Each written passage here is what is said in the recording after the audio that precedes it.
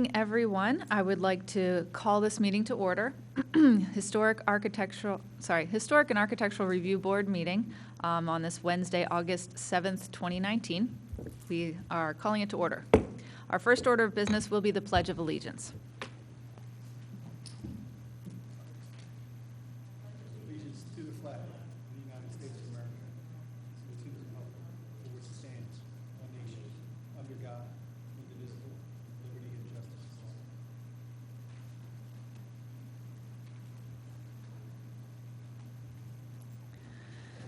all. All right, we have quite a few on the table tonight, and the first one is HARB 2019-10, which is 212 Bloomingdale Avenue. Would you like to come, are you here? Okay, would you like to come on up and give us a little bit of background?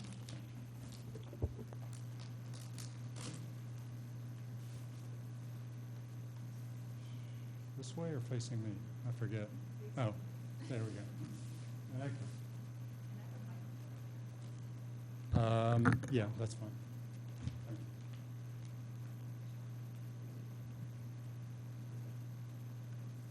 Okay, good evening. My name is Jim Bradbury, James Bradbury Architects in Bryn Mawr, and I'm here with Greg Lingo, who is the owner of the properties. This is on Bloomingdale, south of, obviously south of Lancaster.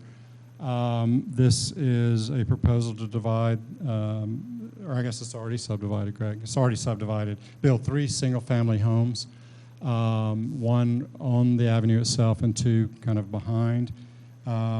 We were here in 2014, I think, and we made some modifications, so we wanted to be able to share those with you tonight. You can see there's the single driveway on the left, or it could be the south side, connecting to where the apron is, and I know you guys don't like to look at plans, or, you know, it's not your, well, both purview, and we don't need to get into the weeds in that. But you can see where the drives come to each of the houses. So the 2 rear houses, there's double garages on the left, and the front house, there's a side entrance garage, which is on the south side. The front house, which is lot 1, oh, let me just, I apologize.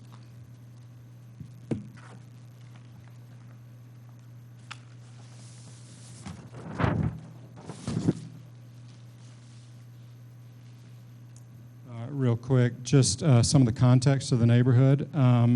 You know, tons of North and South Wayne are, you know, railroad houses from a particular era, et cetera. This is one of the neighborhoods that is a little more mixed. It has some Victorian, it has some early 20th century kind of Spanish colonial.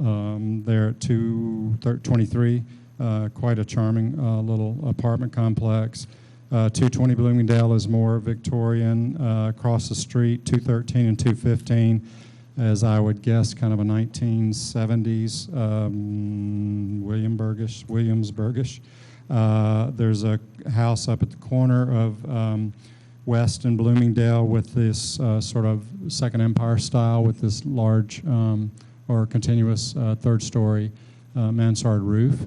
And so we've kind of looked at a number of these around the neighborhood and also contextually broadening out a little bit farther. And what Greg has wanted to do and what we're trying to do in the site plan is to build 3 houses that do not look to be the same, that have a bit of architectural variety to them. The front house, which is on lot 1, which is the longer house in the kind of north-south axis, this is the revised facade. It's you know, somewhat classical in style. It's a mix of synthetic stone and hardy siding. It is double hung windows, 4/1 divided lights, simulated divided lights. There's shutters in certain areas, without shutters in others. It has a stone base. It would have a 40-year staggered fiberglass shingle roof a la JF Timberline, and kind of a front porch, which is a small piece, and a, you know, what we think is a fairly welcoming and colorful front door to it. Below that now are the 2 side elevations. So on the bottom left you see the south elevation, which is where the garages are.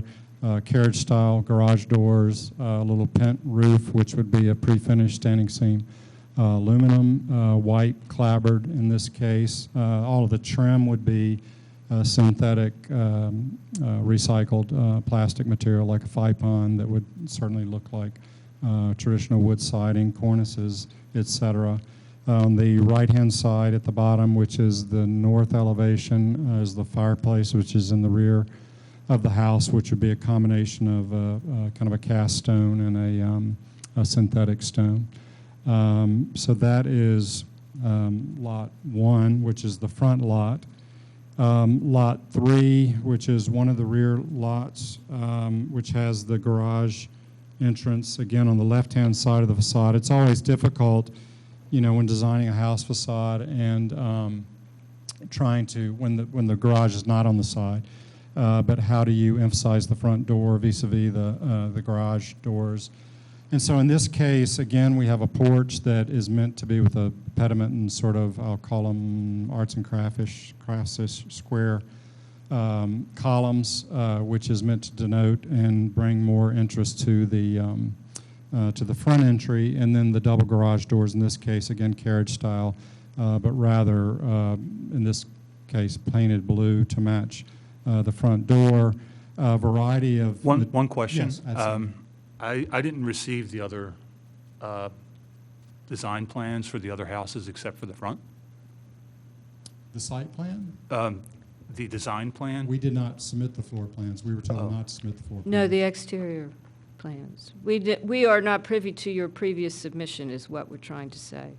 Okay, I'm not understanding what you didn't get down. I You- apologize. Okay, you got that. You don't have what you're sharing now. There were 7 packets of all the elevations that we submitted Oh, 2.5, you 3 have weeks that? ago. It's at the back, I don't have extra copies, but they were submitted. I'm sorry. Okay. That's all right. They're sort of yellow and gray. Do you have an extra set, Greg? So this is lot Maybe 3. Greg can give you his set for the time being Lot so you can 4. look at it a little better. Is there no 2? So as you continue on, we are interested in the house that's being removed, the age and the insignificance of it, to be able to be okay with it being torn down. And then also what styles you're bringing in from other houses in the area to keep the feel of it similar. Right. So I think you're doing a good job of describing what is in front of us, but if you could give us a little bit more information about why that matches the neighborhood, that would be Okay. helpful to us. Well, I would say that, again, if you look at the contextual photographs, there are a variety of styles of structures in the neighborhood. This is not one of the streets like Walnut or, many of the others. It's more like, South Wayne, which has an incredible mix of Victorians, early 20th century, colonials, craftsman style, a wide variety. And Wayne, for my money, is not one ubiquitous, homogeneous style of architecture. And I've sat in these chairs. I was on the design review board for 15 years and chaired the design review board for 10 years. And I love Wayne to death. Greg lives literally a stone's throw from here. And so we felt it was more important to offer a variety of styles within the context of 3 houses that, albeit they may not have been on a property divided like that back in 1890 or 1915, we wanted very specifically the 3 styles of houses to have different character to them. So the first house, which does have, I'll call it kind of a 1920s, more mainline colonial style to it. And then the back left-hand house, which is the one I was showing just a second ago, which is more, in some ways, craftsman. What we tried to do was to offer a variety of roof styles, a variety of textures, colors, etc. And then the last house, which is lot 4, in the back rear, is meant to harken a little bit back to the one that I said. It's on the corner of West and Bloomingdale, which is kind of Second Empire, late Victorian, with a mansard roof. Our mansard is a little more elaborate, perhaps, and a little more interesting, perhaps, than that house. some of the detailing on our house with the roof and the dentils and the brackets on the porches, columns, et cetera, are meant to be a little more upgraded from that. And so that's kind of what we were looking at. When we design, I don't really ever specifically look at individual details from contextual houses, and we've worked in venues from Nantucket to Wayne to Princeton, New Jersey, to a wide variety in a lot of different historic districts. It's more important to us anyways, and you may not agree with this, but to be of the character and trying to build houses that are of the scale and the variety of materials, have friendly windows, porches, those types of things, without being literal copies per se of a house I happen to see at the corner of name your street in North or South Wayne. Could you please talk to us about the structure that's there now? Do you have any photographs? Yeah. Maybe Greg could chime in a little bit. 212 Bloomingdale. Oh, I'm sorry, 206. Oh, 212. Yeah, okay. So I'll let Greg if he.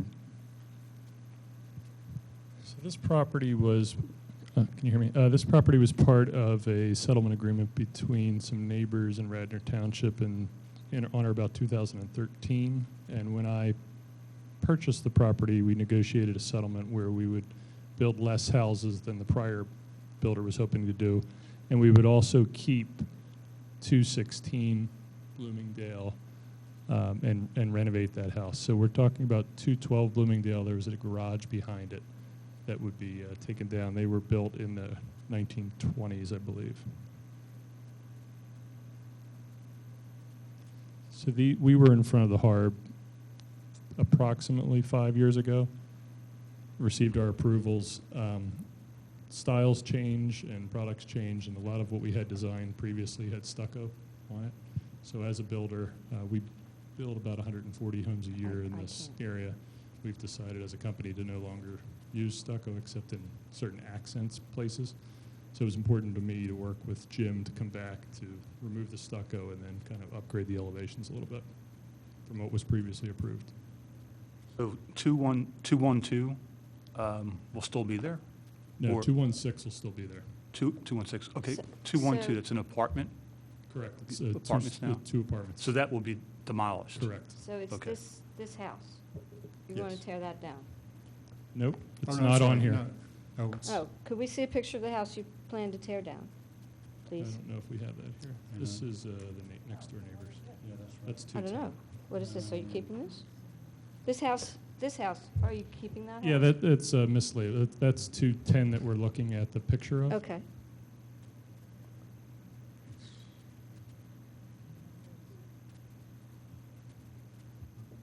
So then maybe you could direct us to where 210 is. So 210 is in these woods here.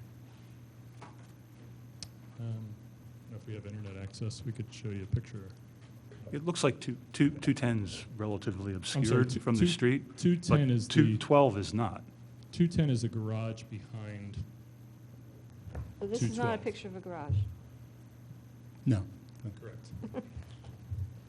So we this did, house we did is, not bring you a picture of what was getting torn down. okay. I guess because it had been prior approved. Yeah, I'm sorry, Well- we don't have, I don't, We weren't. perhaps this- we should have We were requested not access. I impaneled understand. at that time, I so understand. please forgive us for No, wanting. no, no. We have a no. file from the previous. Do you have it with you? Can we see it, please? Yeah, I must say that this application was very confusing because it looks like you're tearing this house down. I see what you're saying. And the it's- it application looks- says it's that you're mislabeled. I building apologize. a Yeah, single-family home. You're not building a single-family home, you're building three. So what are we approving here? This is from, no, this is Okay. from Do you, 2000. is there a picture in here of what you're tearing down? That was all approved in the settlement agreement. Well, we weren't impaneled when that settlement happened, so you forgive us for asking. I'm not, not urgent.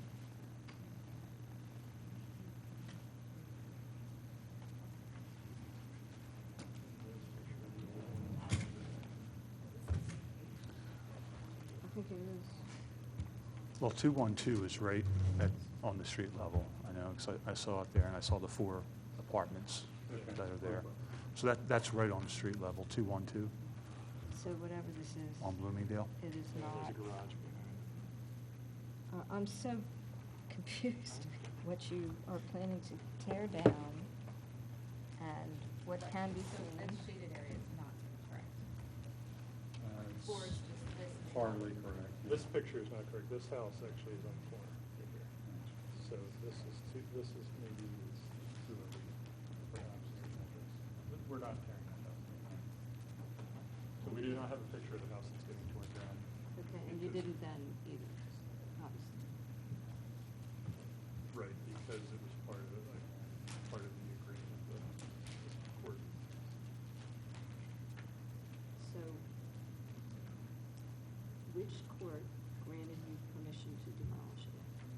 There was a settlement agreement between Radnor Township, the neighbors, and my company to demolish 210, 212. 210 is the garage behind 212. We brought in the plans that we were going to do. Okay, which we so got what I don't have is a current site plan. Is any of this a current site plan? No, no, that's the proposed site plan. So, okay, I hate to drag you through this, but this is what we all need to do, is we need to see a current site plan, a picture of what you're planning to demolish. I don't deny that you have permission to demolish it, but I'd like to see what it is. It has to be. I mean, the map has to be. Yeah, so what's gonna happen is we're gonna continue you. Won't cost you, we're gonna vote to continue. I'm gonna recommend a continuance, it won't cost you any extra money to come back, but it's not complete. Okay. Please understand that we really need to inform ourselves. And, I assumed it was a single family. yeah, okay, all right. All right, so Thank you, Andy. we were provided the original record, which does not have a current site plan or images of the current building being demolished. So, Madam Chair, can I just ask one thing? yes. If we're going to get continued, if that's the way it's heading, it's always good in any event to get some feedback on what we're showing you tonight, so that we don't come back and get into the issue of the house, and then somebody say, well, Fair enough, but let's just get the procedural stuff Okay, out of I'm the way, sorry. and then comments come afterwards. I would like to make a motion that we continue it. You want to make comments first? Okay. I have a Very- comment. Very plain house. With your Lot 1 property, Yeah. do you have that picture? Can you put that up? Yes. I have a suggestion for the front.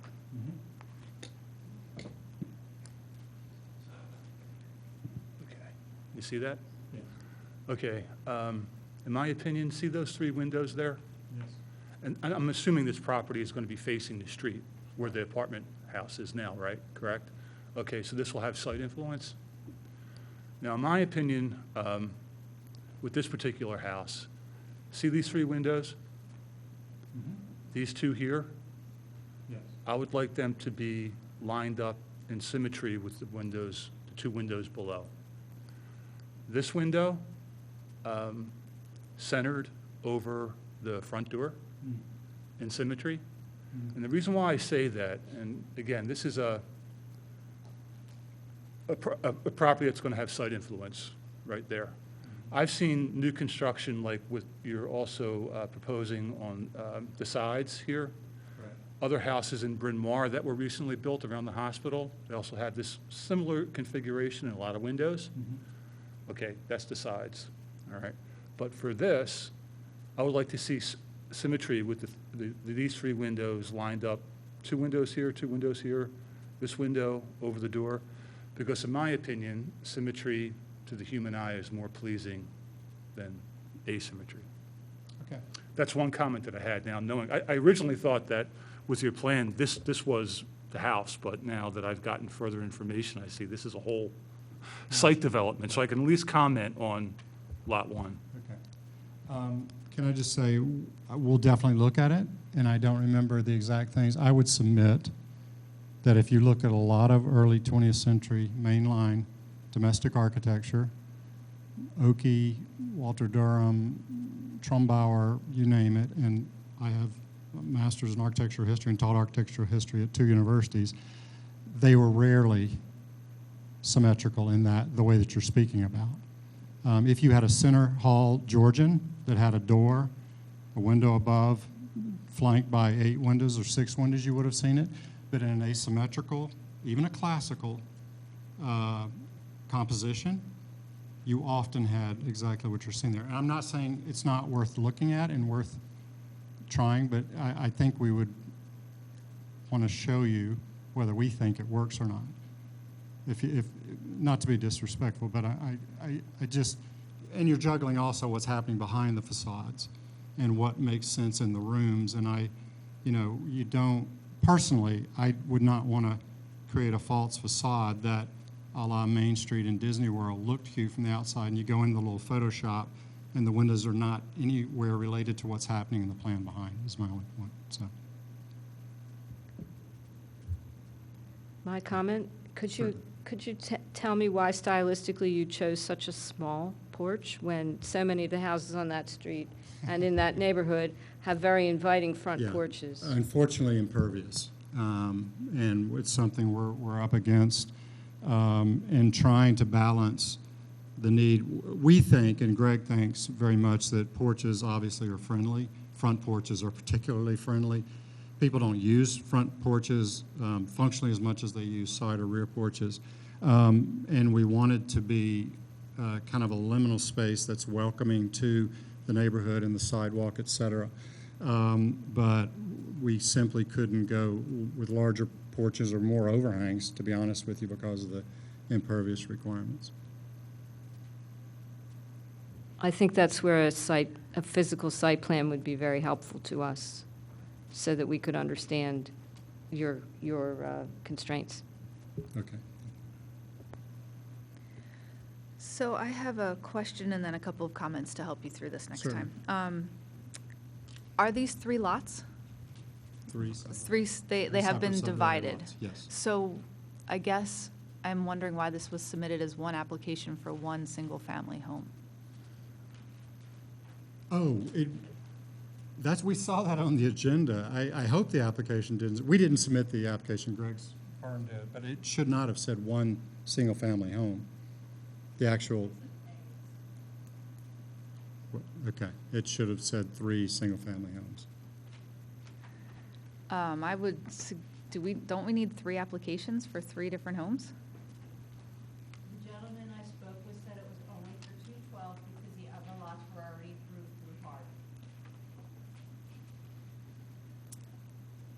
Well, they were all approved through HARB, but the onus is on us to bring it back to you if we want to change something. Correct. So I don't.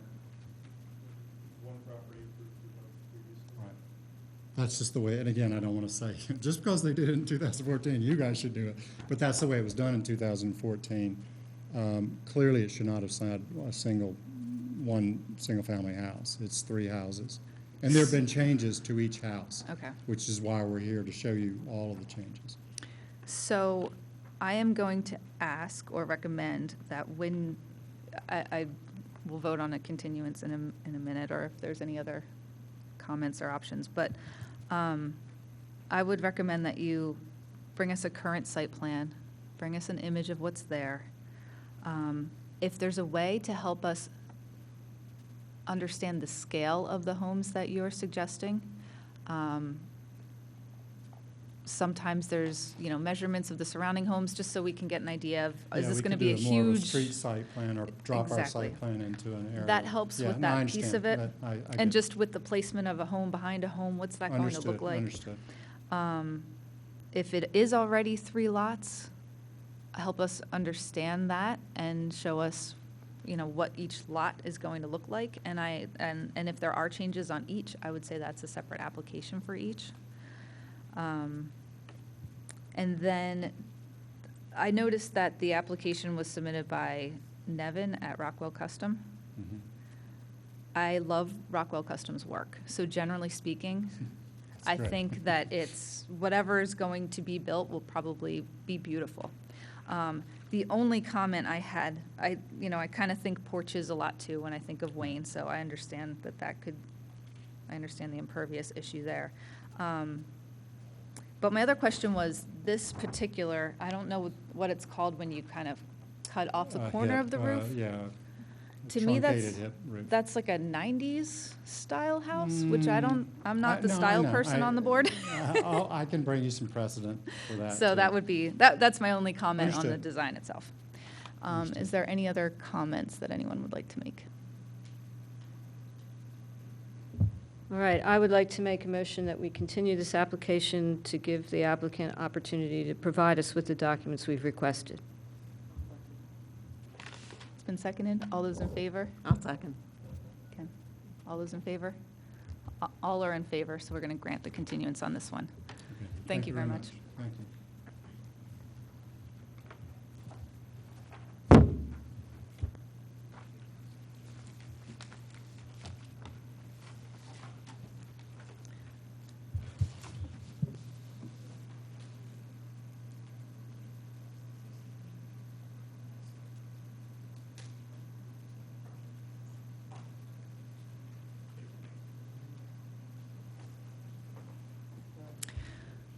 All right, so we are going to move along to the next application, which is HARB 2019-11, 406 Woodland Avenue. Looks like revision to a garage, renovations, additions from a previous submittal. Good evening.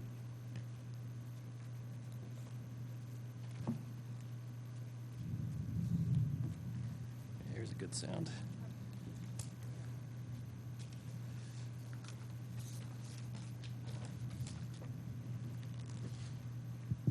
Still on. Hi, I'm Cam Lacey from DCL Architects, and I'm representing Ed Babin on this project. We came in not too long ago with this garage, which we were enlarging and basically rebuilding most of it. And this is kind of a simpler, a fairly simple application in that when the owner broke ground to start construction, he realized that this thing was too big to him. So we re-looked at everything and remeasured and said, well, let's just make it thinner. So there's not a lot that's changing, but I wanted to go through what we had before and what we have now. This is the application. Is this on? Can you hear me? Okay. This is the application that we've given you with the revised site plan. You can see the red is the original garage. The black outline, that's the little dotted line, was the original submittal for the rebuilding of the garage. And then we've now made it thinner and a little longer. So the face from the street looks smaller, and the sides are a little longer, but you're not seeing that from anywhere. So this was the original submittal, which had kind of a piece on the side that we're completely removing. I don't know whether you have any backup on the original or not, but this was the facade that you could see from the street. If you can zoom in on that one a little bit.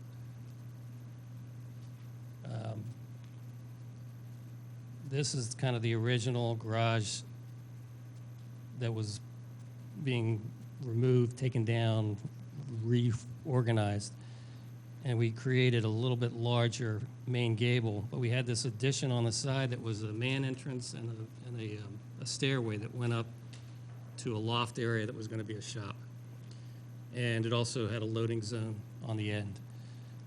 After this was excavated, Ed said that this thing just looked too wide, so he wanted to remove this. And so that's what we ended up, resubmitting to show you that. these are the side elevations that were originally. Let's see if I can get this. There we go. Not lining up very well there. Hang on a sec. Here again's the rear, and we're taking that piece off. Cam, is the property owner here with you Yes. this evening? Yes, he's here. Who is that? Okay, Yeah, thanks. Cam, I have one question for you. A neighbor got a hold of me, and I went to see this property again, like on Monday evening, and something in my memory said something's missing back there. This neighbor had a concern that the original garage back there was demolished. Is that correct? It ended up falling down. They were trying to keep the side that was on the closest side yard. And when they took the slab, when they were removing the slab and the sidewalls, it turned out the slab was just a thickened foundation at the edge, and it just fell over. So it's, Did you alert the township to that? yeah, they know about it. Okay. Because we weren't informed about that. What we initially approved was for rehab and that partial addition Right. on the original garage. So does any of the board have a comment here on this before I make a motion? So I'm going to take a step back to understand. This application is exactly the same as the last application? You're just taking off that entryway piece? Is that the Yeah. only change? Yeah, we're making it thinner, So it's and not we've the made it a old- little longer to, So you've completely A little redesigned longer, it. too? Okay. well, from the front, it's a little bit different. I mean, that's why we're here. Well, the footprint is different, Yes. so you're completely redesigning it. Well, it's different, yes. It's different, okay. Yeah, so that's why we're here. But you're not presenting it to us as new construction. You're presenting it to Well, us as an it's- application to previous. It was trying not to be new construction, and it ended up being in new construction. So, that's another reason why we're here, is because, it was kind of like things were going fast and it went too fast. So we said, okay, well, let's make it smaller, let's come back, let's slow it down, and this is where we are. So, sorry, back to my question. Yeah. I don't have the last one that was, the image that you have of what we had approved before with the Right. walk-up area. Can you line that one up with the current proposed design? Yeah, And unfortunately, just- they're different scales, but you can see this piece right here on the original is what we're left with. That remains. We took this side piece, which would have been right here. We removed that. And then in order to get a stair in there, we had to make the building a little longer. But it doesn't change anything in the front view. So the rear elevation looks the same, except for it doesn't have that side stair man door entrance. And the front doesn't look the same because of that side being removed. From the sides, this just gets a little wider. Everything else looks pretty much the same, except for you don't have the broken roof line on the side that you would have had. It would have been this kind of a view. This piece here, that roof line here was this. So we took that piece off, and what you're left with is that. So that's what's there now. So that's the new proposal. It's a smaller footprint. Yet we kept, what we were trying to do is keep this feeling of this main gable to be the same as what was there, but just in a slightly larger version. The original, if you remember, the original garage had two doors, but if you put two cars in there, you couldn't open the doors in the cars. So it was kind of, it was made for, it was done after carriages, but kind of before big cars, you know, so it was kind of in that interim 20s kind of a thing. And it just ended up being storage. So this got a little wider in the original proposal, and now we're taking this piece off. None of this changes. The heights are all the same. All the detailing's the same. So is that clear how that works? So what's left of the original garage with this new plan? Well, originally it was going to be this side, and that side fell over. So we were trying to rebuild around this, and that's the only thing that. So it's essentially it's new. So that's why we're here. But we're trying to keep what we came in with before, and we made it a little smaller, and you know, all of those comments and the detailing that we had before are present here, and they respect the house. The house is it's a gabled inn, which is, you know, there are many versions of that in the neighborhood. So we wanted to do a cross gable and keep that cross gable. It'd be really easy just to take this gable and just have this big, you know, kind of a covered wagon, covered bridge look. But we really wanted to keep the cross gable to kind of melt with the house a little bit better. So we kept that. So there is a bit of a concern, I think, on the board with the fact that some of us thought that that this was more of a renovation than a rebuild, and now it is more of a rebuild instead of a renovation. So, and we don't want to make a precedent of that. So can you, I don't know, give us a little bit more detail or understanding about what steps were taken to try to make it a rebuild, even though that isn't what ended up happening? You know, these older outbuildings are all kind of iffy on how they're going to behave when you start taking them apart. And you know, this was an older version of an outbuilding. Usually they're built in the 1800s with the house, and you know you're going to get a whole lot of bad stuff with them over time. This was built probably in the 20s. So you think you're going to get a little something more with that, at least a foundation. So when the guys were starting to take the thing apart, it literally was a slab on grade pretty much, and a cracked slab on grade. So, you know, the rules are you keep one side, and that's kind of from a zoning standpoint, and from our standpoint, we're trying to keep whatever we can. And the guy was taking the slab up, and it just crumbled. And they could prop the wall up, but it wouldn't be on anything. So they just had to. So they made a decision that they had to take it down because it wasn't going to be something they could save. And that's when everybody said, "Stop. You know, this is not what we had intended." And you know, the township sees that, we see it, and now it's sort of like, okay, let's back up and say, okay, well, what do we want to do now? So we look at what we had, and we said, well, it looks like we can make this thing smaller, but we've got it's the same presentation other than the part that we were trying to save part of it. And we saved materials and windows and things like that, and those are going to be tried to be reused, so there's some salvage. And Ed's a woodworker, so there's a lot of the old timbers that he took, and he's going to try to plane them and reuse them for something else. So, you know, in that respect, that's all we could get out of it. What I think would have helped is in some way if we would have had some prior notification, because again, the concern of this citizen was it's a demolition. Right.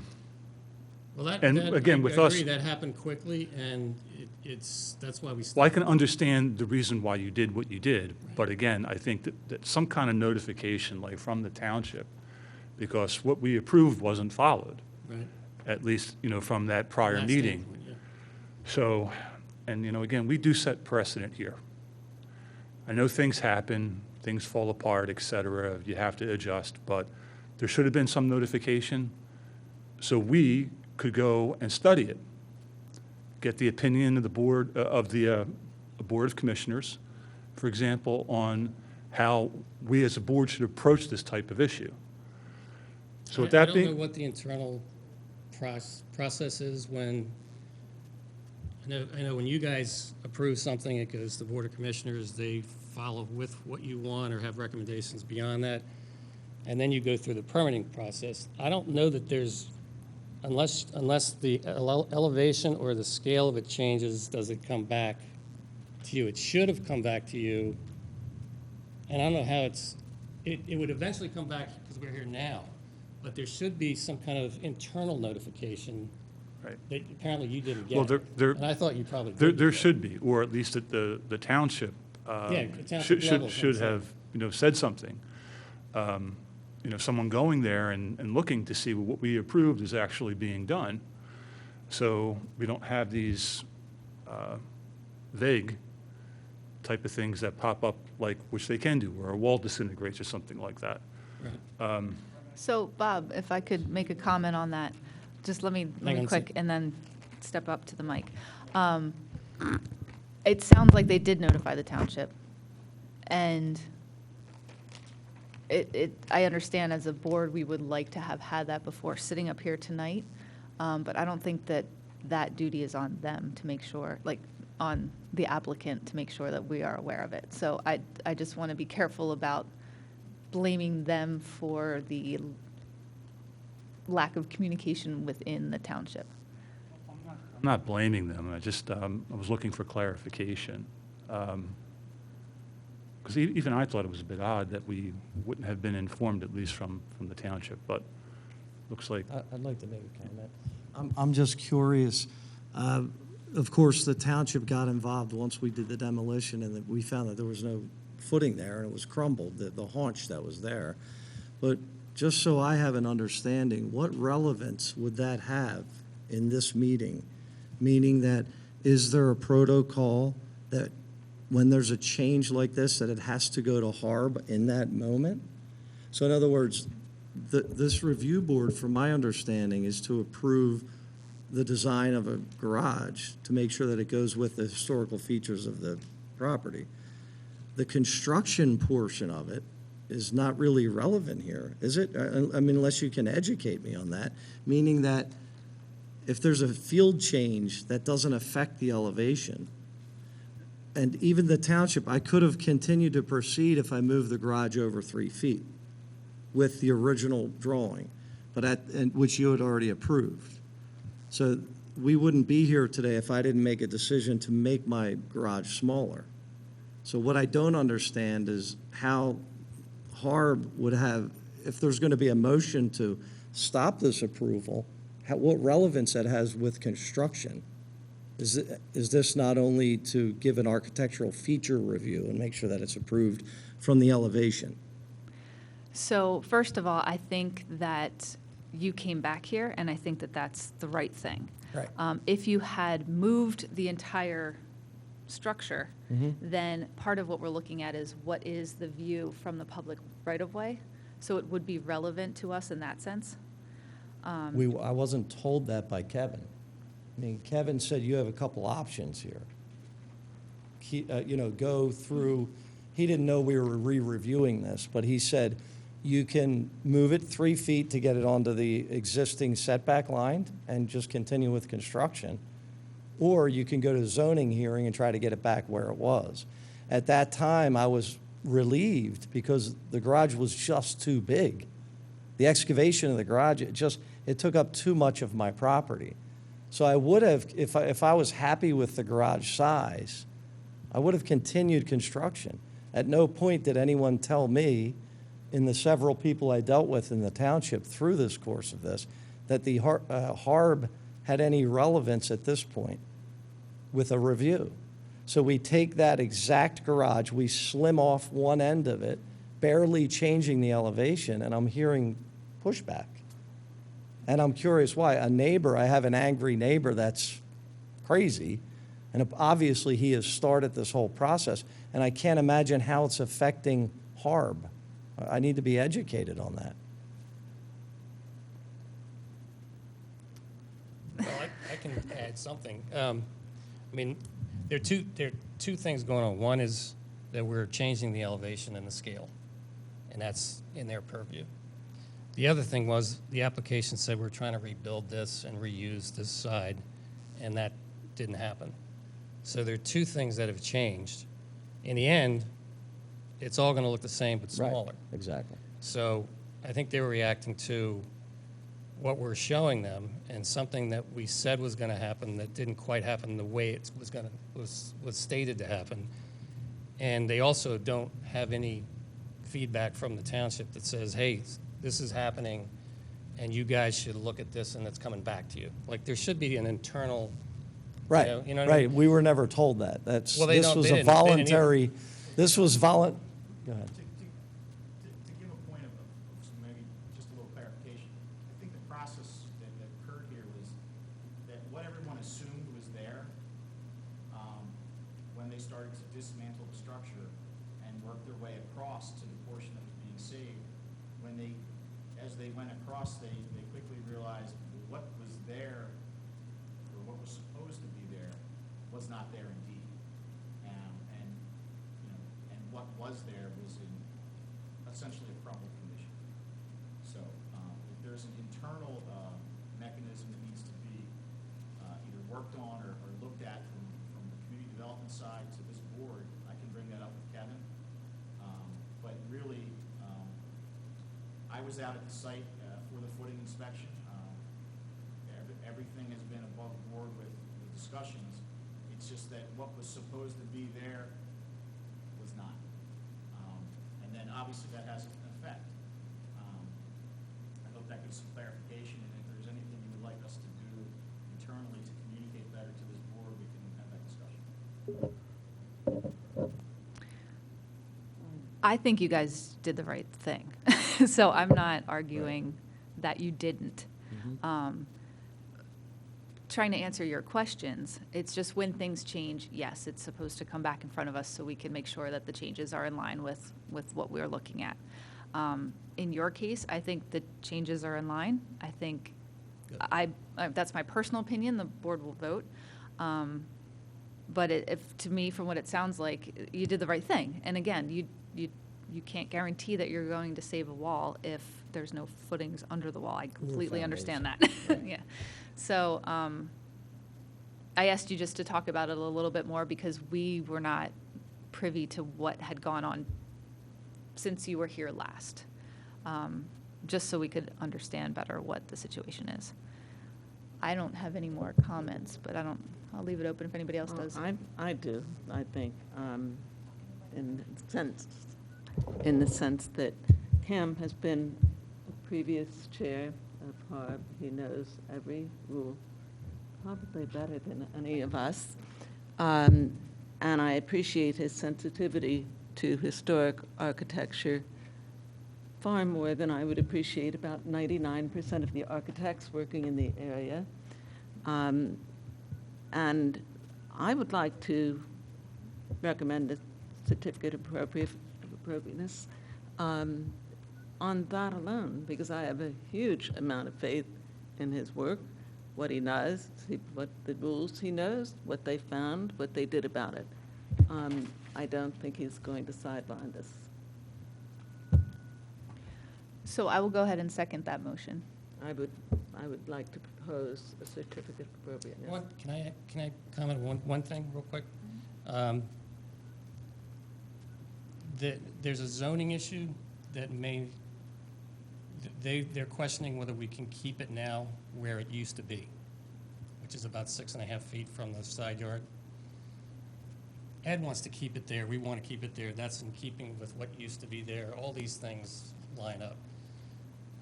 If zoning and engineering decides that, they say, well, you now don't have a building or a wall or whatever. You need to bring it to the 10-foot setback, which is another 3 feet or so in towards the lot. Ed wants, so we have to go to zoning to get relief to say we want to keep it where it used to be because that's what it was, and we want to maintain that. And it's the view shed down the driveway. You want to see that garage where it used to be. It's right lined up there. If you move it over another 3 feet, I don't think that's a lot, but it does skews it off.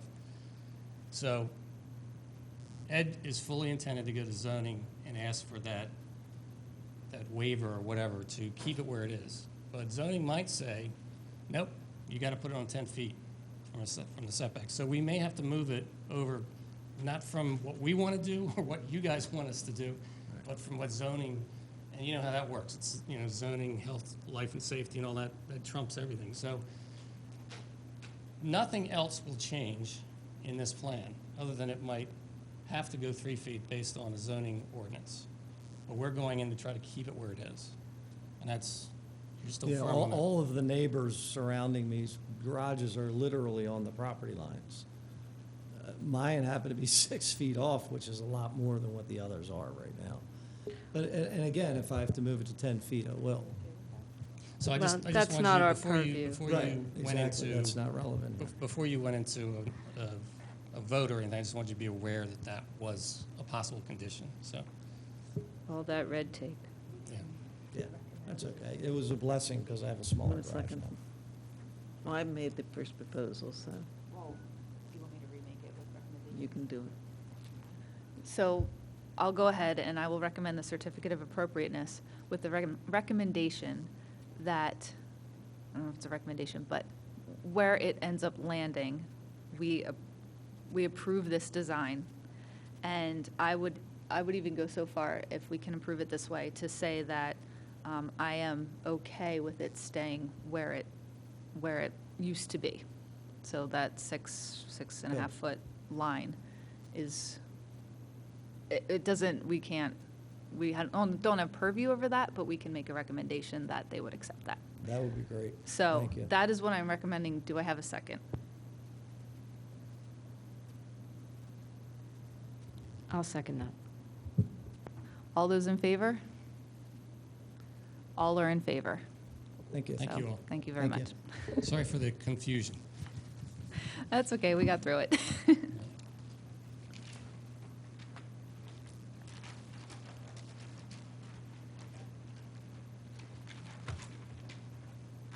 It's a completely different thing if it is not structurally sound as opposed to we wanted to tear it down and start again. Pardon me? Say that again? It's a completely different thing, as you know, that if the building isn't structurally sound, than it is to say, we don't like what it is, we want to tear it down and start again. So that was our confusion. We didn't No, I realize. get it. I totally We get didn't it. realize. I mean, you know, the little piece that we were trying to save was a gesture, because there wasn't anything else that was kind of there that could be saved. And unfortunately, that gesture is now in another form. You know, we're using parts of the building now, so. I guess also, too, I'm thinking, you know, sometimes just have to take things on faith, you know, but, and I guess this was an issue. Well, of that. this was not, I know, you know, sometimes there's monkey business going on with, you know, but that. Well, that was can not our happen, intent. which we have to be aware of. Yeah, and you know. I understand that totally, but that's not where we were coming from at all. You know me. I mean, I don't do that, so. I have to stay up here for the next one, so. I'm just- Yeah, so we'll move along to Harb. Yeah. Harb 2019-12, which is 401 Chestnut Lane, and a front porch addition. I would like to give some information that I have from a citizen about this property, which is really neat. An original photograph of the property and its front porch at the time. I'll also give you a copy of it too, Cam. You get that one? Yeah. You might have a sepia color one. This is black and white version.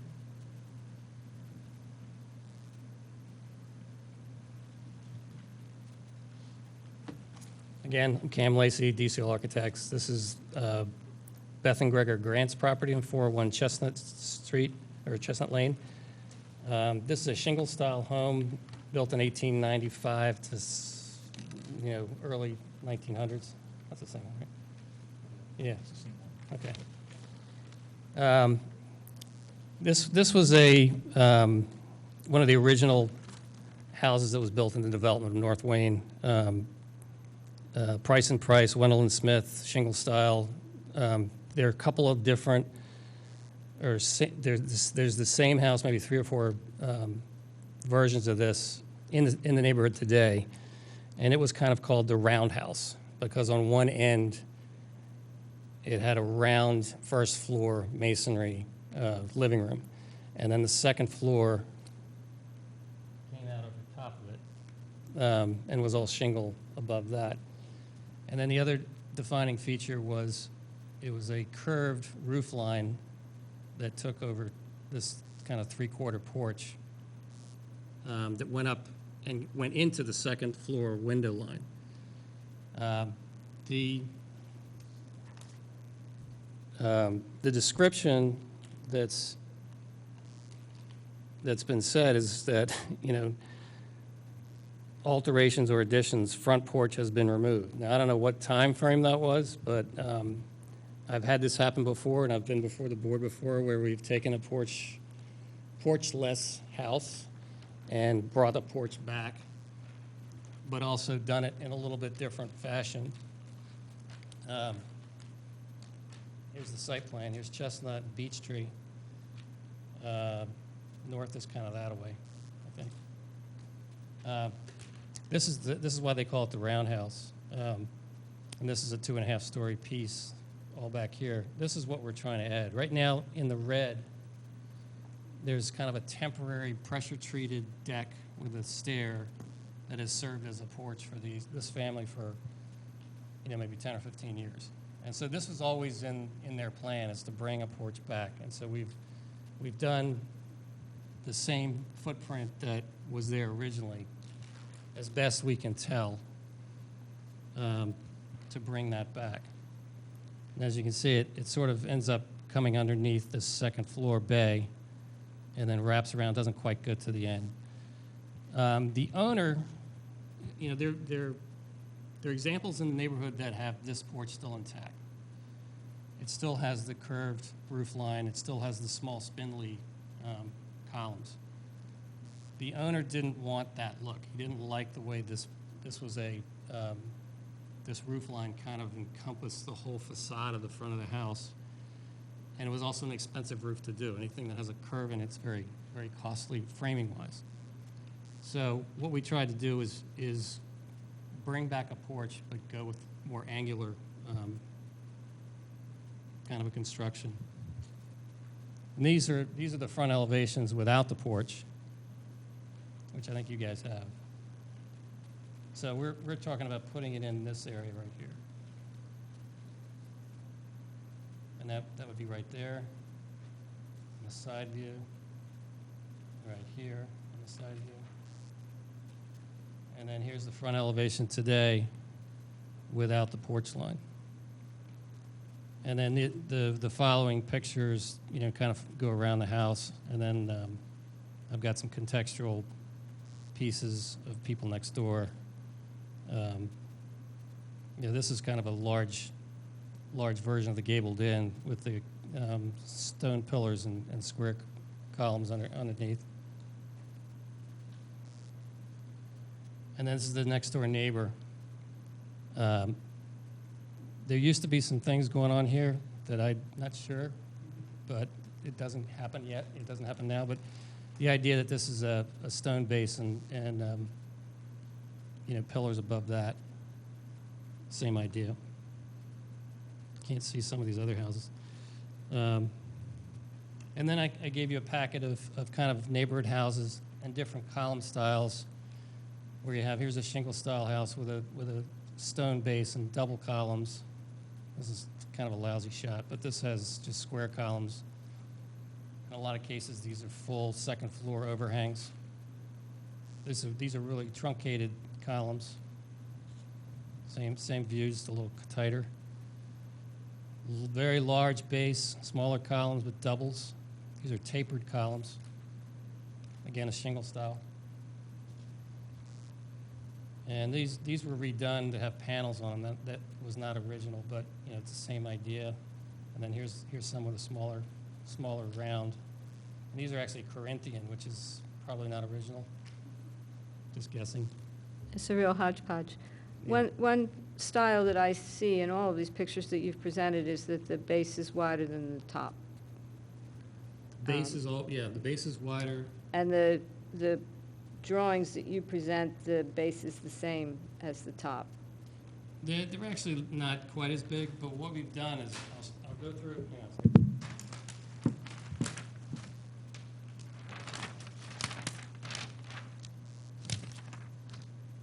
This is the presentation that we gave you, which was a double column sitting on a stone base and a metal roof. And that wraps around, and there's a detail of that. between this presentation and today, I've been talking with the owner, and they liked the idea that this column sort of had a split in it, but it was too big and chunky for them. So we said, okay, well, let's, one of the earlier versions we did was a tapered column, which has a detail on it. I'm going to zoom in on that one. You can get in on that. See back there? All right, well, I've got copies for you guys, but basically it's still the three base, stone base. There you go.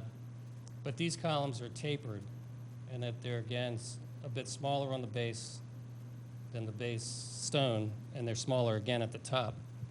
And the way you kind of wrap a structural column with a wrap is why I have these kind of a rabbited joint in between. So you get that kind of shadow line that mimics that. But what they liked about it was a tapered column, it was a square column, it was a little smaller, and it also matched a lot of things that were going on in the neighborhood, which are the square tapered. That's consistent with that. So we've sort of said, the porch footprint, the materials of the porch and how it sits off the ground, the railing, the stone piers, and the roof that's metal, and the porch beam, and all those details are exactly as we presented.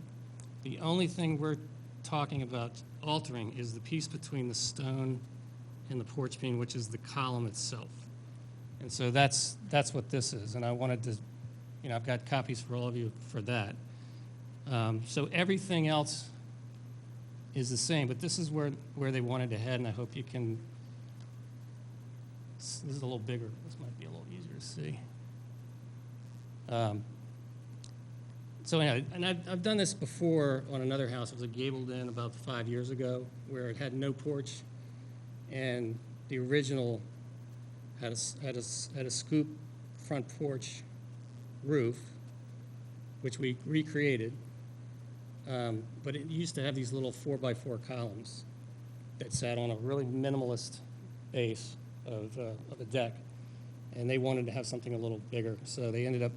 This was the house that I presented, years ago. That we did end up. This had been removed, and we replaced it.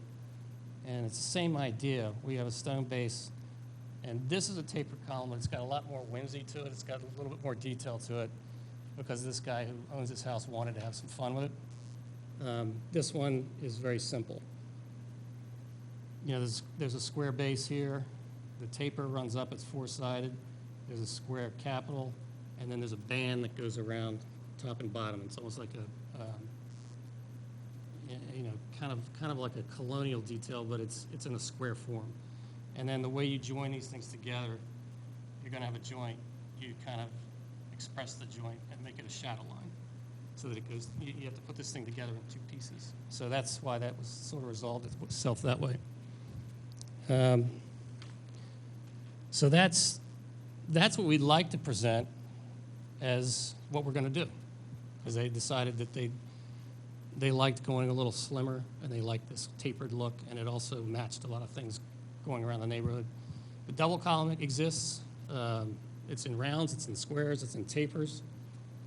The single column exists, and all those things too, so I think it's all in keeping. And they have, stone bases or not, so there's all those components, kind of the toolkit of the area, are right there. So they get their porch, which is a Wayne thing. They get a little more privacy with the stone, and a little more. The building has enough weight and heaviness to it that all that stuff, works. If it just had the spindly, I think it's better than the spindly columns and the heavy roof line that it used to have. And that's kind of how the owner came to me and said, I just don't like that. It feels, awkward to me. And so that's how we worked this out. I would also like to That's not too comment, much. too, that this is a corner property, so when I viewed Right. it from street level, what you're proposing is definitely a positive enhancement to what's currently there. Plus, also with the metal roof, you can hear the pitter-patter of the rain. Do you guys want these now, or do you want them just as record? I guess I'd like to take a look at them. Okay. I do have a question for you, which is, and I don't know if you can answer it, but do you know if this porch is the same square footage as the original? That's what we're hoping for. You know, we're going to look at neighbor examples, and also when we do excavation, we try to find any kind of old footings. And if we find them, they're usually no good, but yeah. I mean, that's kind of what we're trying. You know, we had that picture so we could do the width of it fine, and the depth is probably pretty close. Sometimes with a stone base, you make them a little deeper just because the stone takes up room. These are for you. Just a comment I'll throw out there too is it's always hard to tell before you see it actually come to life, but I like the thinner column better than the double column as well. I think it just fits the house a little nicer. We presented this early on, and then we had a round column, a double round, a square, a double square, and a tapered. And we went round and round. And they said, okay, let's do the double. I like the double because it had a couple of cool details. And then they went back to the taper. I'm glad they did. I think it's better. I think it's a better choice. So that's pretty much that. I mean, that's, you know, I think it's in scale with what's there, and we're trying to be, you know, sensitive to what used to be, but also take it up to a little extra notch.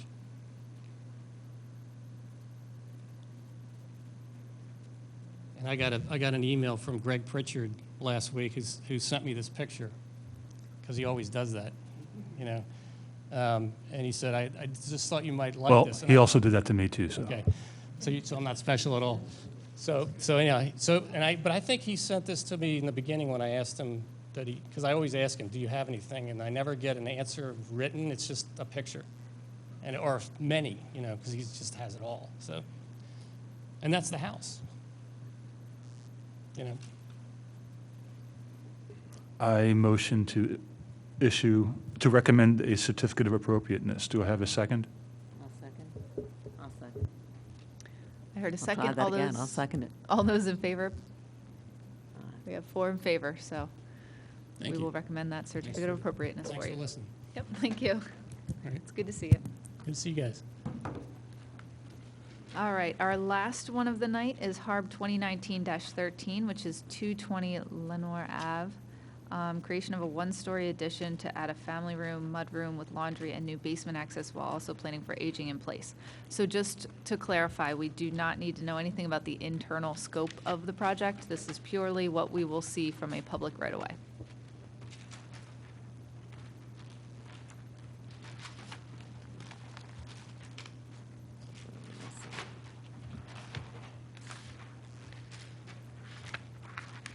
Trying to get out of here. Oh, sorry. No. Great presentation. A lot of stuff.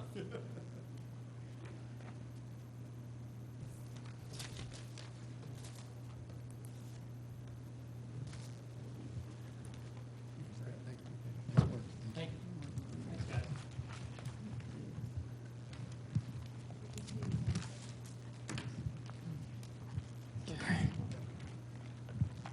My name is Fran McHugh from Ivory McHugh Architects. So let's start with the existing building.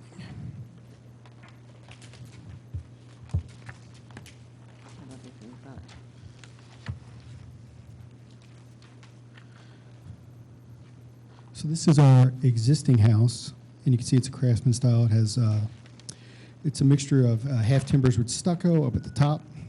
We have brick, and then with a stone base. There's also elements of siding that happen on the house with the projecting bay and with the porch on the back. The porch on the back originally, I think, was an open porch, but it got enclosed at some point in time. So that's drawing-wise, and then I'll show you what this is the images of what the house looks like.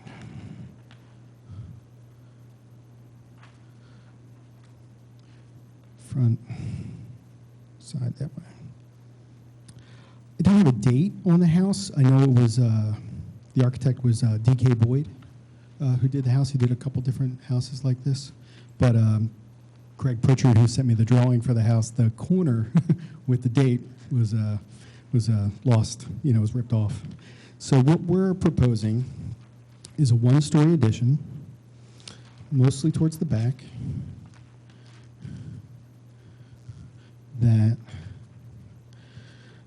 here's our front elevation. So you're going to see a little bit of it here as you're coming down the driveway, which is off to this side.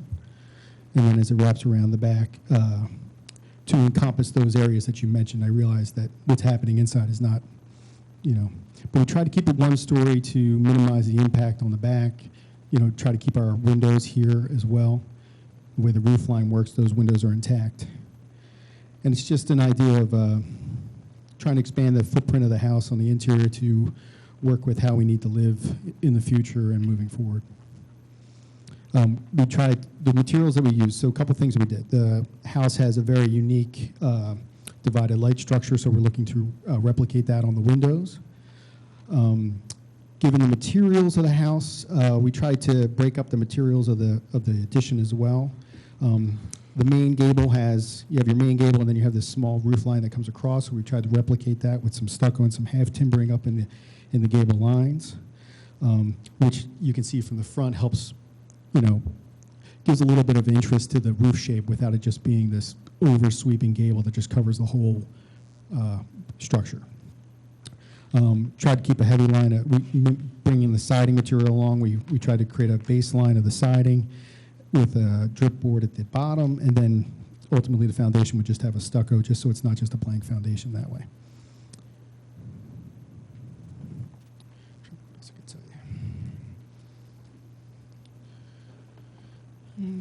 So is the north elevation or the south elevation the part that faces the street? The south elevation is the South elevation that faces the street. And it's pretty set back, so you're really only going to see that little bit that's peeking out there on the side. Let me get you down.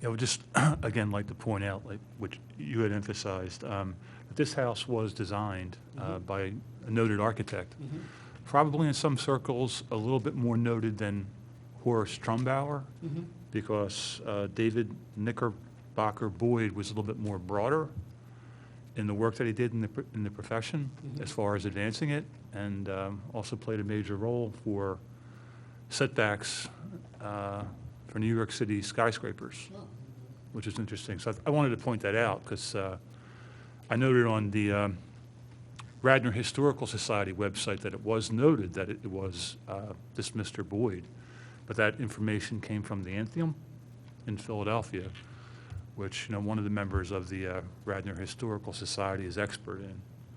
So it's kind of neat that this little house, and also too, what I found was that this architect, Mr. Boyd, eventually lived in what is now the South Wayne Historic District. Oh, okay. And one of the houses that are there. So I thought that was really neat. He pops up a lot. Actually, my business partner, Phil Ivory, his house was designed by D.K. Boyd. Very interesting. And where we work in Narberth, my office is in Narberth, he actually did commercial properties. Okay. One of the commercial properties he did happens to be my strip of offices, where our office is. And it was interesting to find that out. It was like this one little last piece that I might have missed, but it was like so significant. Now I have a question just on your basic overall plan as far as the overall square footage. According to property records for Delaware County, PA, the total building area of the existing house is 1,606 square feet. Your design plan for the addition proposes an addition of 804 square feet, or 50% of the square footage of the existing house. So I suggest that the addition be no more than 30% of the square footage of the original existing house.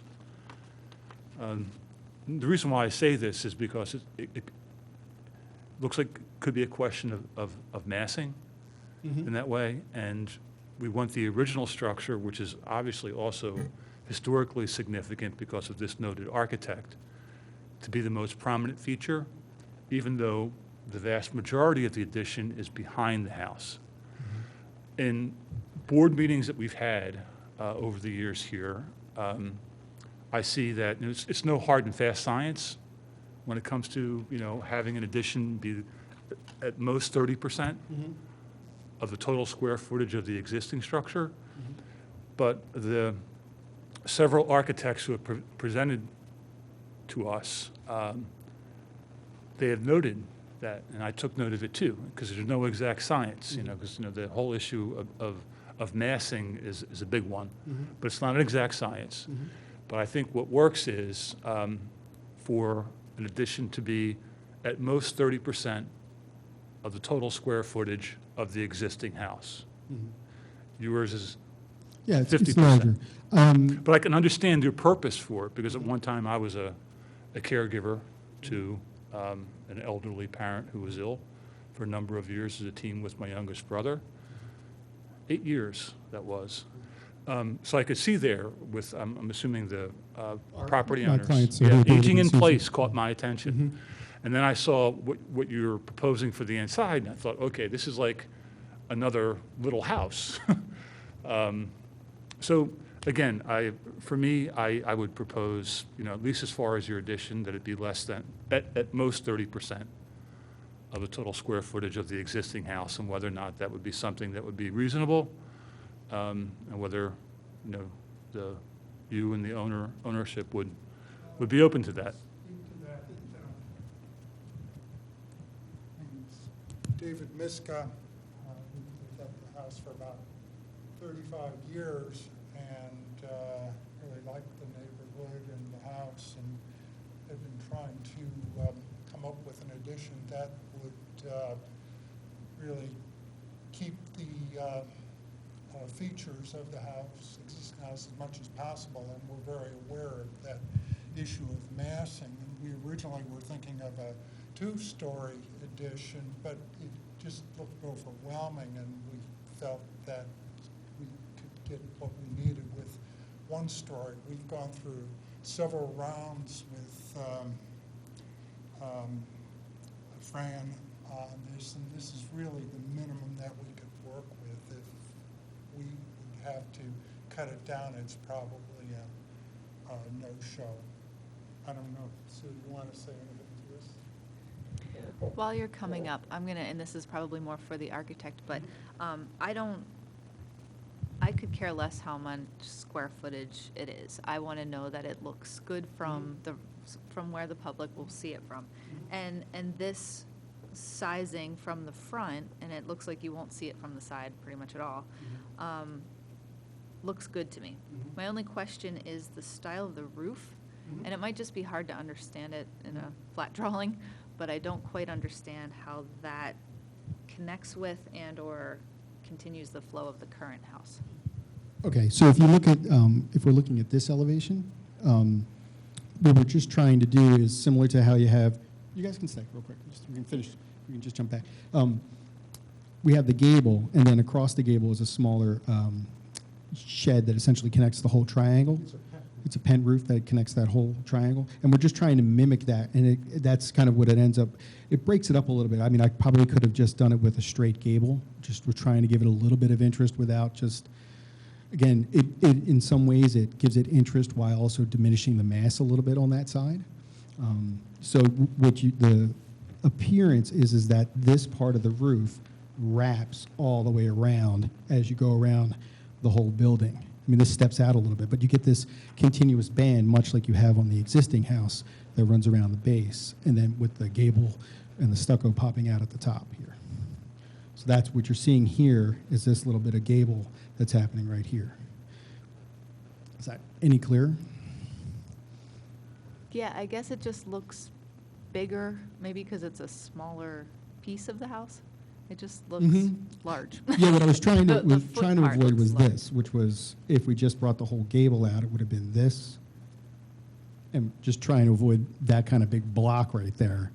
And just kind of, it's a way of having the roof kind of step back again, so it's not just this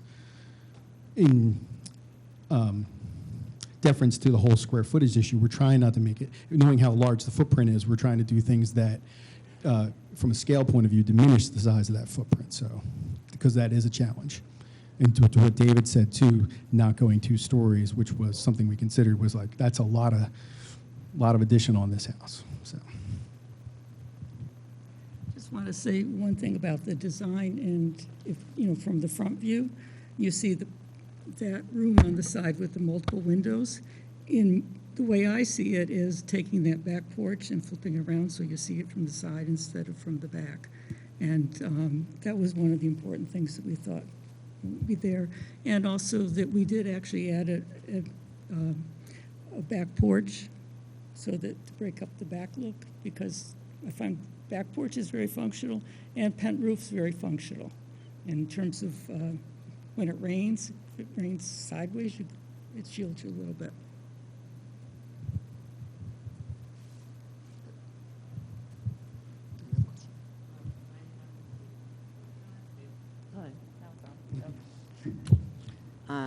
I think the plan is good, and I would be in favor of approving it.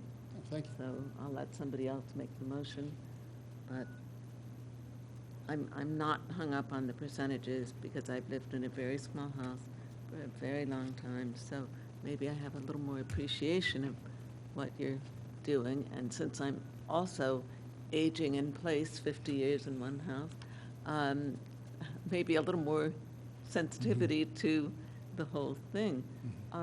But no, I'm not going to get hung up on the percentages. If it's looking, you've obviously shown that you care about the way it appears from the street, and I think I would be in favor.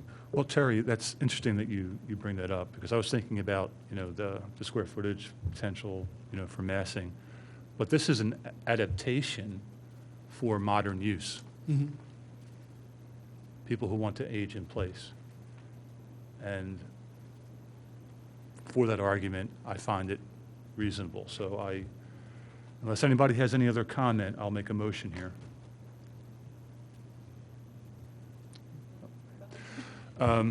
I motion to recommend a certificate of appropriateness. Do I have a second? I'll second. All those in favor? 1, 2, 3, 4. All are in favor. Thank you. You're welcome.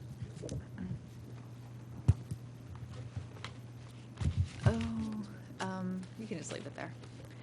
So, do we have any old business to comment on? Just wanted to bring up one quick thing, because we haven't brought it up in a while, and I'm not sure how it all disappeared, but with the HARB ordinance, I'm wondering if we should table that for another time, at least officially, to put it on the table. And maybe over time, take a part of it off the table, say, for example, community notification, and have that as something that we would be able to work on and present and to add as a potential new item in the ordinance. Any observations, opinions on that? The commissioners that we spoke to back when this process began were not in favor of piecemeal revisions to the ordinance. But I think that the process is moving very slowly, and perhaps we could ask them to revisit at least the community notification part.